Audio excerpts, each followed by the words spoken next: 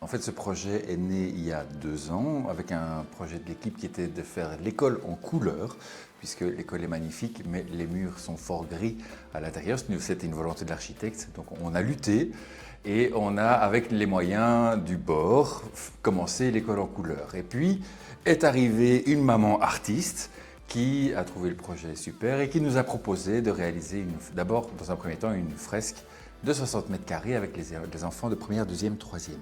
Alors cette fresque étant faite, il était question de faire la même chose pour les 4, 5, 6. L'idée était en fait, suite à la proposition de l'équipe pédagogique de faire l'école en couleur, j'avais constaté que dans plusieurs écoles à l'étranger ou même en Belgique, le principe de faire des projets participatifs permettait de lutter contre les violences faites entre enfants et contre le harcèlement. Et j'ai trouvé cette idée géniale en fait. Et donc la proposition, suite à l'école en couleur, a été de réaliser 2 fresques avec l'ensemble des élèves pour qu'ils s'impliquent dans des projets en commun, qu'ils fassent un travail d'entraide très important parce que sans ça, le projet n'aboutit jamais. Et de découvrir aussi d'autres domaines artistiques.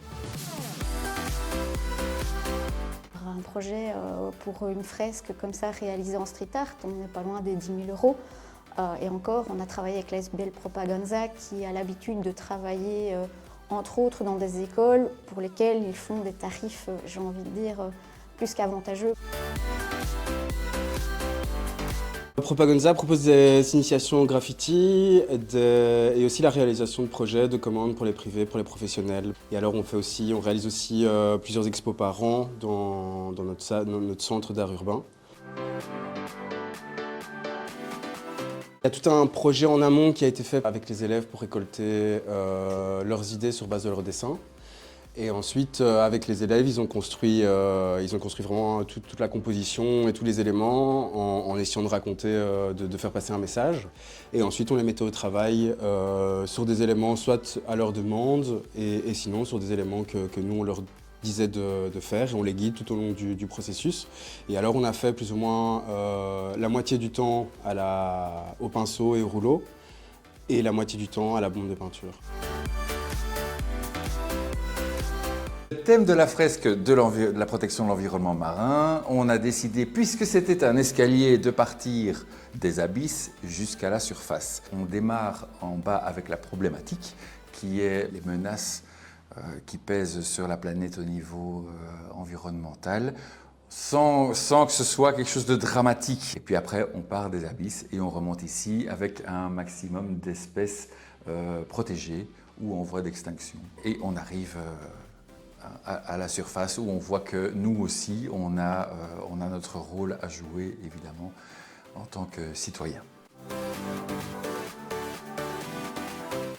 Alors c'est plus que l'espérance que vous pouvez en avoir, mais c'est vraiment magnifique. Les enfants ont travaillé avec apparemment vraiment beaucoup d'efforts, ils s'étaient motivés, ils avaient vraiment envie, ils se sont vraiment donné beaucoup de mal.